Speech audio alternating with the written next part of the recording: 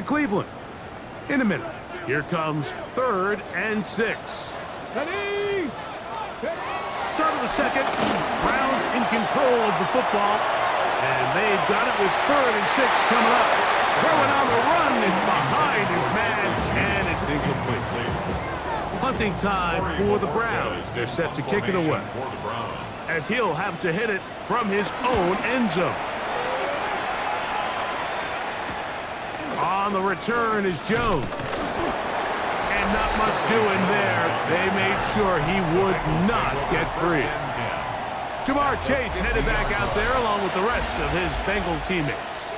And seemingly every time they've looked his way in the first half, it's resulted in a big play that is borne out by those eye-popping numbers. Here we go.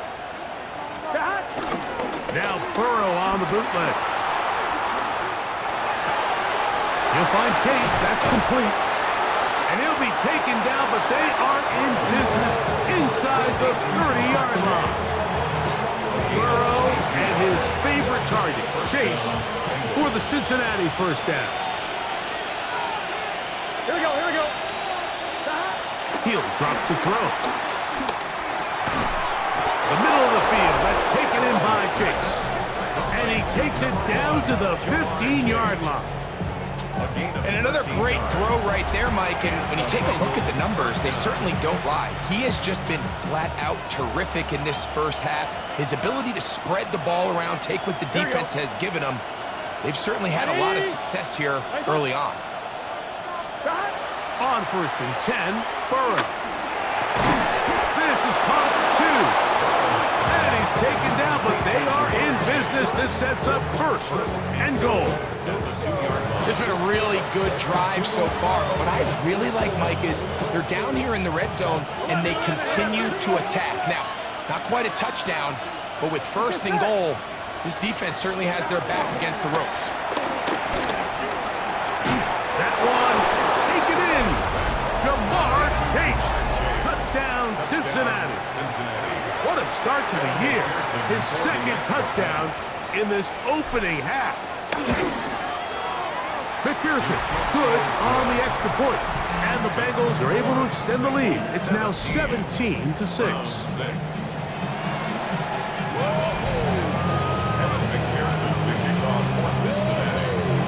After the TD, on is McPherson to kick this one away.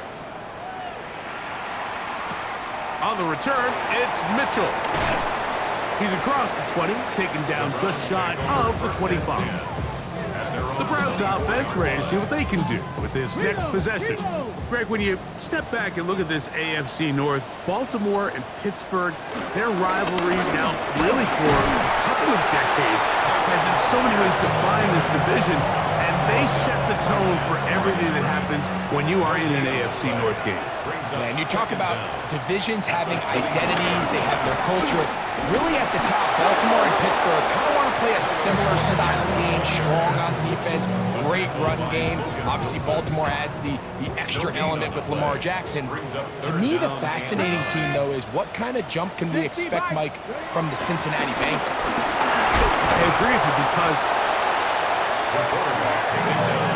this is a great reminder of why it's so important to have great offensive tackles. When you get beat so fast off the edge, the quarterback has nowhere to go in the pocket to escape, and that's what happens. On comes the punter now. As this drive went backwards, he's on to kick it away.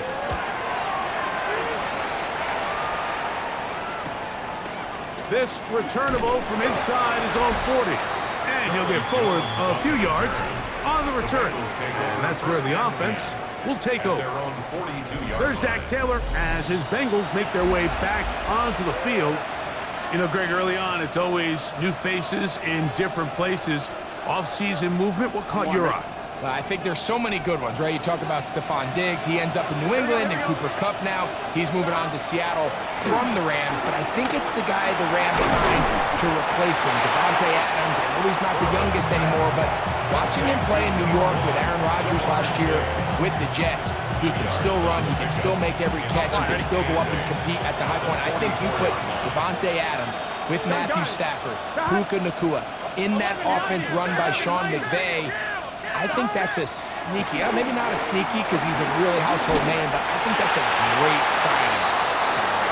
It's always interesting from the offseason, the quarterback movement and unique ties. Some of the biggest names were or now are Seattle Seahawks. Yeah, now the guy that is going to line up behind center for Seattle, Mike, is Sam Darnold. And, of course, we all saw that incredible season he had last year in Minnesota with Kevin O'Connell and Justin Jefferson and that really dynamic Vikings offense. So now he goes to Seattle. I think he's going to have an inspired Cooper Kupp. He was let go from the Rams. If he's healthy, he's a big weapon. Jackson Smith and Jigba. He has some pieces in that puzzle that he can push the ball downfield to. So I'm excited to see Sam. That's what everyone thought he was going to be coming out of college, and he was a high draft pick of the New York Jets. Now it's the Browns' turn as they get set to take over again on offense. You know, Greg, you start to think about, okay, who are the teams that didn't make the playoffs last year that have a chance this year? Look, it happens every year. We just have to identify who they are. Who are a couple top of mind for you as we start 2025? You know, as I start in the AFC, I think the Cincinnati Bengals, and you got to think the way their season ended last year, they rattle off 5 wins straight, really on the back of Joe Burrow. We could have made the argument that they're a playoff team, that Joe Burrow is the best player. He was incredible. Most weeks, Mike, he single-handedly carried that offense. Now, new defensive coordinator in Al Golden coming from the college ranks. Can he just make that defense in Cincinnati happen? Is it big? And the rush gets home. He'll go down. They got him. A rookie from A&M, Shamar Stewart, the first-round pick, making an instant impact. A sack here in the season opener.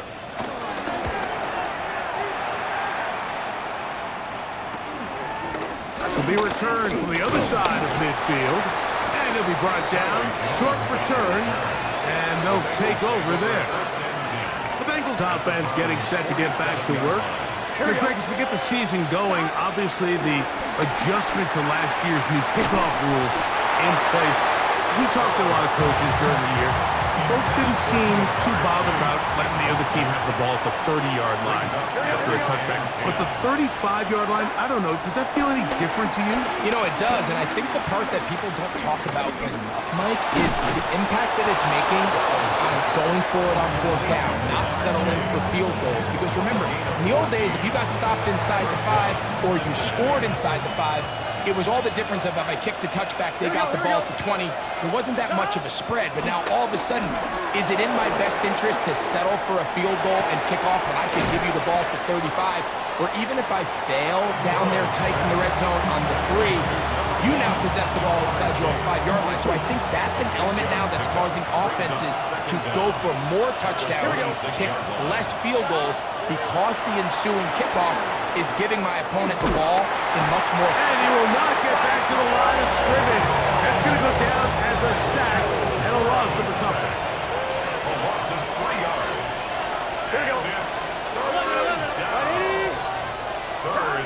Looking out of the gun, Burrow. He'll try to run for it. Good awareness there on 3rd down. He's thinking there's nothing there, tuck it, and head for the sticks. He's able to get the 1st down himself, avoid any big contact, and the biggest thing is he keeps the drive alive. Inside the 10, it is caught. And he'll take this down to the 2-yard line, but they are in business. 1st and goal coming up. And that's the big one right there. Catch number 22. An impossible number, tops the previous NFL mark. It was 21. Brandon Marshall of the Broncos set it in December of 2009. 11 mighty.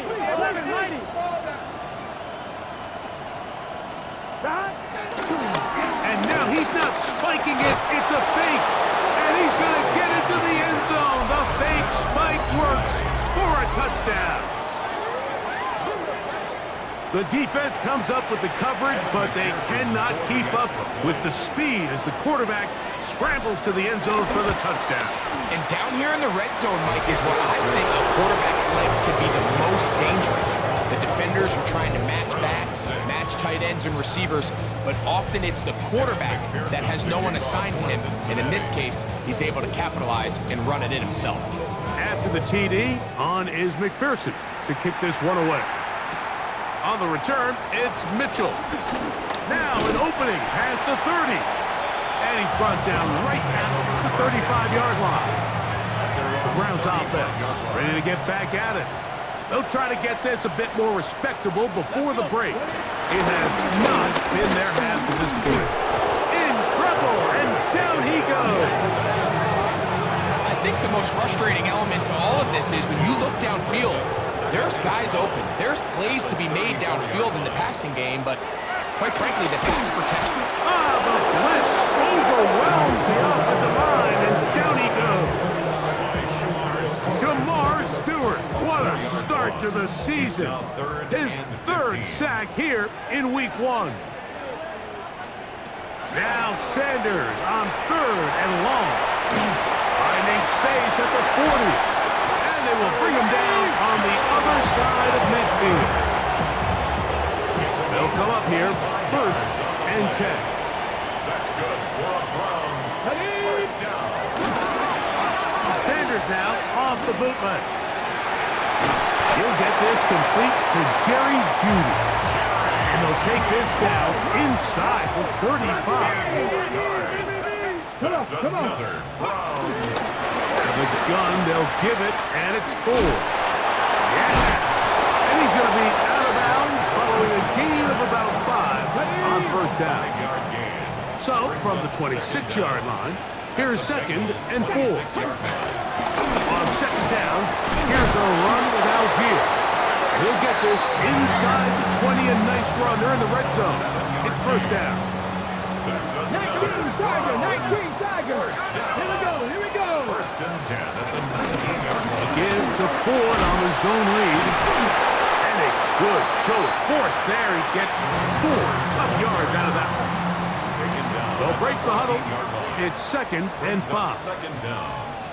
Now off the bootleg. He'll look to throw here.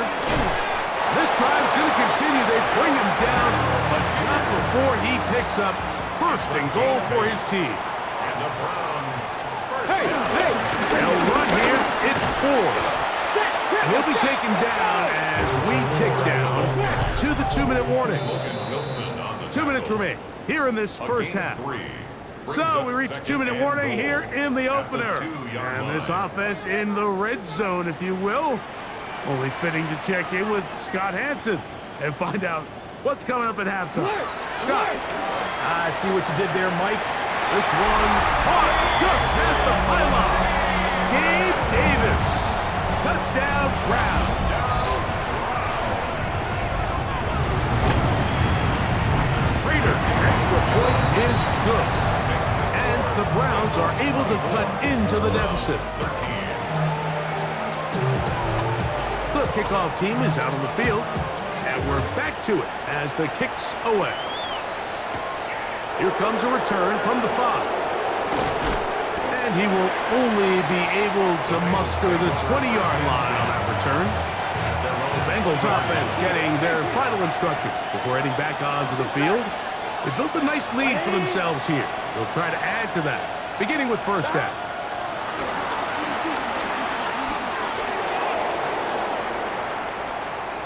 This one, deep downfield for Chase. This one broken up. It's incomplete. The defender right there with him. It brings up 2nd down. Here we go. 180. Here's Burrow. Moving to his right. And that is incomplete. But now a penalty flag comes in late. He might have been caught with his hands in the cookie jar. So from the 39, they come up on 1st and 10. Here we go. Burrow now. forced out wide. He's going to let it go deep for Chase. And he can't hang on through the contact. Incomplete. Good job defensively to meet him just as the ball was arriving. It'll bring up second down. Can. Stop. 11. Stop. Burrow. Rolling right. I had a defender draped all over him. Incomplete. Good work to body him up and set up a third down. Burrow from out of the gun here on third down. And for the third time in this first half, he's been intercepted. Picked off by Jordan Hicks. And he's going to set up his guys with great field position. A huge chance to cut into the deficit. From the 35, it's 1st and 10.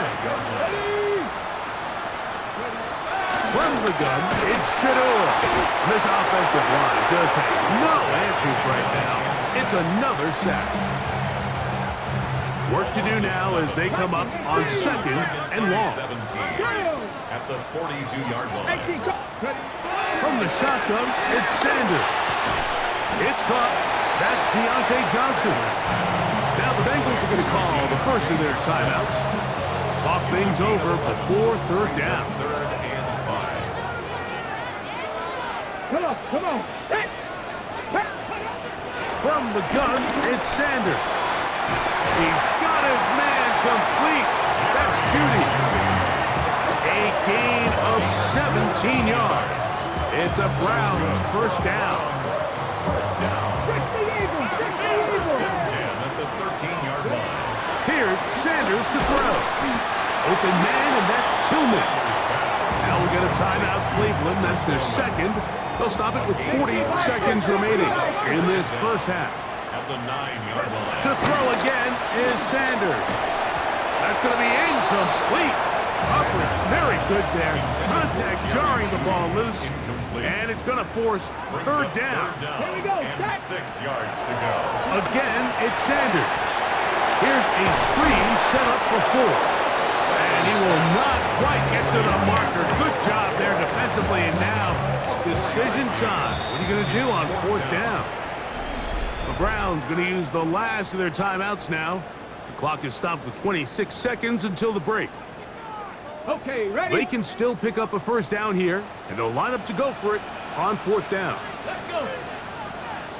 Cougar now. They'll try to throw for it with Sanders. Oh, the blitz gets there. He is sacked, and they turn it over on down. Now timeout Cincinnati. That's their second, as it comes to 22 seconds remaining till halftime. I'm one. Done. Stop. 11. 180. 180. A first down throw for Burrow.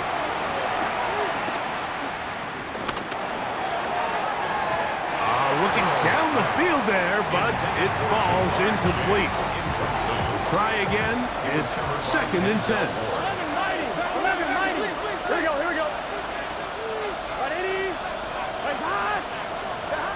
The throw is Burrow. I had a defender draped all over him. Incomplete. Good work to body him up and set up a third down.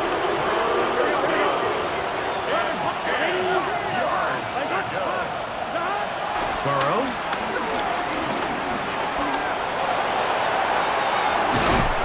And they'll get him down, but not before he takes this across the 30-yard line. Now whistles. Timeout. 3 seconds left in this first half. Here we go. 180. Stop. Off the play fake. Here's Burrow. Oh, and he's going to go down. He could not get rid of that